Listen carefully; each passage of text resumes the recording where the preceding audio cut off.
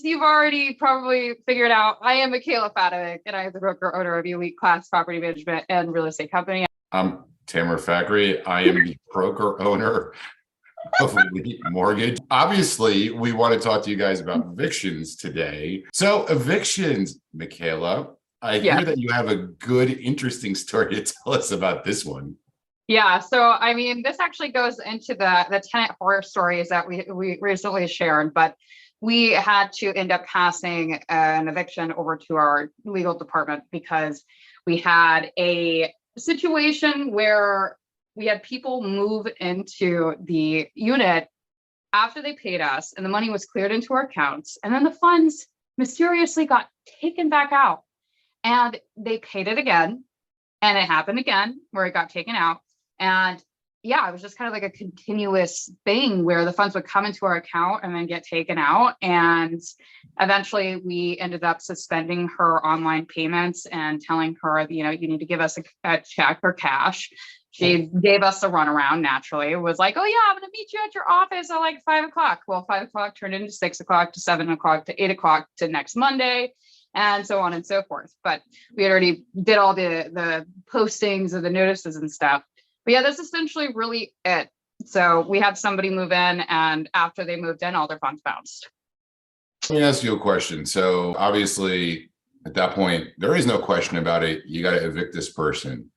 But what's been your experience as far as doing it yourself versus, again, having your property management do it for you or your attorney do it for you? Because personally, for me, I use an attorney. As a self-managing company, when we were self-managing, we decided attorney was the best way to go about it. And our property management companies, when we had property management companies, had attorneys either on payroll or on retainer to deal with these things. So what do you find is the best thing to do?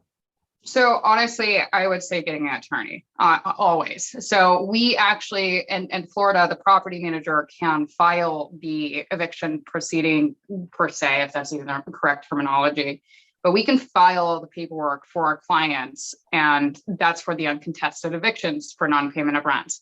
But even as a property manager, I honestly just don't have the time. I think for me personally and professionally, going the route of having a legal team deal with it is just the best, because I mean, they're going to know when to post it. They're going to know how to post it. They're going to know what is to be expected already. These people already have like years of experience. So going with an established attorney who has that experience specializing in evictions is always going to be the best bet. Yeah, it also reduces your problems and your issues when you're filing, right? So my experiences were always in New Jersey or Ohio. I've had my own filing the first time I ever tried to do it, which was the only time I ever tried to do it. Filing errors.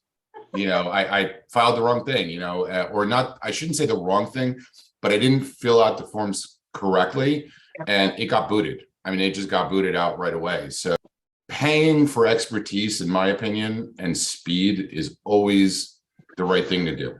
I agree with you. And that was my thing too. So actually, this is my first eviction that I'm ever dealing with, which is actually a very good thing. And I'm very proud of saying, because like we have dealt with over, like right now, we manage probably around $10 million worth of assets. So having this be our first one, I would say that's a pretty good history. That is a great track record. Yeah. So yeah, definitely just go, don't be cheap with evictions. That's what I have to say about it. And you already understand this. Like me and you both tried to do the paperwork, and let's be real, I cried. I called you and started crying. Yeah. And I was like, I'm going to do it. I'm going to get it done. I'm going to go. I filed it. And then I got the email. Sorry, you filed this incorrectly. And that's what was I calling you about the other day? I said, I have no idea how to fill this out. And I don't want it to get delayed because I am just not knowledgeable in this aspect. So I called around, and you were on the phone with us, and we called to different attorneys just to try to figure it out. And unfortunately, a lot of attorneys do price gouge with this. Let's be real. They try to get you for like $3,000, $5,000, especially in Florida. So you have to know good attorneys for I would have to say that the attorneys that we actually use right now, Easler Law, these are my awesome attorneys. I love them. These are one of my awesome attorneys. And honestly, like they charge a flat fee for the uncontested, and it's like $1,000 plus if there's like a little bit of fees on top of that for the sheriff, they also charge for that.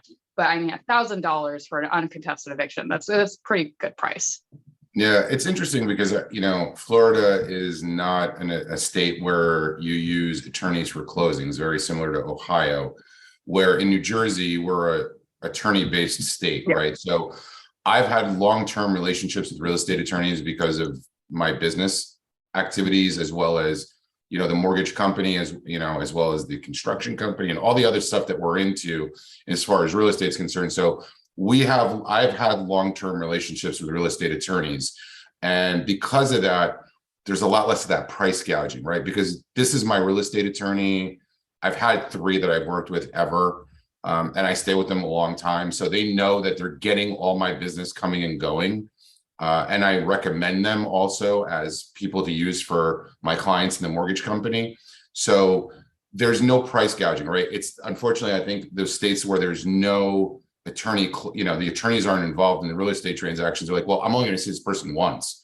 I'm going to maximize how much money I'm going to make off of them because I'm probably never going to see them again, right? The nice thing with the management company is you're managing $10 million worth of assets, right? Yeah. This might be the first one, which is nice. It's nice that this is the first one, but at some point there's going to be a second and third, and they realize, okay, we're going to work with you because we're going to see this with you as you continue to grow the business and, go from 10 million to 100 million under management.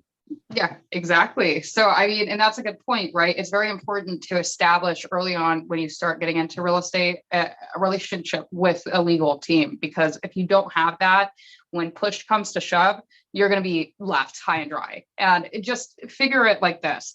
When I just started with this first eviction for myself, or not for me, but for my client, and I'm in control of starting to put all of the things together, I was so overwhelmed and I didn't even think about calling them. So I started calling everyone. And then I went, I should probably ask my actual attorneys that I've been using routinely. And guess what? They actually were like, yes, we do that. And we'll do it for an affordable price. And I was like, well, that's fantastic. So it's very important to keep the attorneys in your pocket. That's for sure. Yeah. It's just another professional you need, right? As you grow your real estate empire, you need the attorneys, you need the carpenters, the roofers, the masons, the painters, the candlestick makers, the loan officers and property managers and real estate brokers. Do you know any? Oh yeah. I don't know. Not us, that's for sure. Oh but, yeah. Don't talk to us. But no, but yeah, you need the team, right? I don't know if I've ever said this here, but real estate is a team sport. It really is. It really is. And if you stay in that mentality of I can do everything, and then we've already talked about this in another video too. But if you stay in that mentality of I'm a DIYer and I do everything myself, like you can only do so much. Like me personally, I can manage $10 million worth of properties by myself.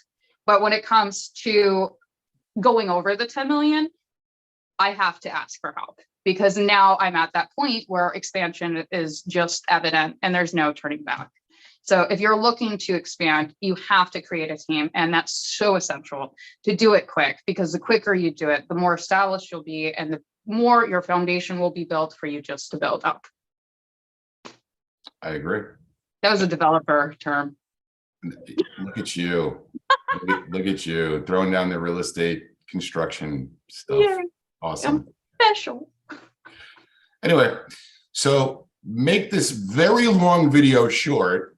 We definitely should be thinking about building that team, especially when it comes around evictions. Get those attorneys going, get them on your side, and save yourself the hassle. Don't do it to yourself. Don't try to be a solo landlord. It's the most silliest thing I've ever seen. They struggle very bad. So you guys got this. Find the team. We'll link our resources down below that we use. Definitely let them know that you are coming from us, because that's only going to help you and it's going to help us as well. So yeah, keep us in mind, guys. And if you have any questions or you want us to touch base on a few topics, maybe, or subtopics, comment down below and keep me and Tammer in mind when it comes to your lending, your purchasing, and also your management. All right, guys, thanks so much for watching. Subscribe, notify. See you guys soon. Peace. Bye.